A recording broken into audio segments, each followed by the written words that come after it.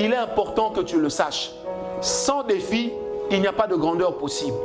Sans défi, il n'y a pas de puissance manifeste.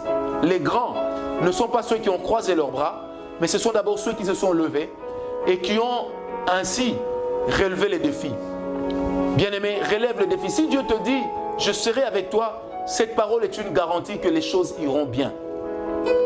Un jour, Agabius prend la ceinture de Paul, il dit, mais l'homme à qui appartient cette ceinture, s'il monte à Jérusalem, il mourra. Paul dit, si l'Éternel est avec moi, et s'il me l'ordonne, j'irai à Jérusalem. Ça veut dire, nonobstant ce que tu dis, je poserai l'acte, je relèverai ce défi.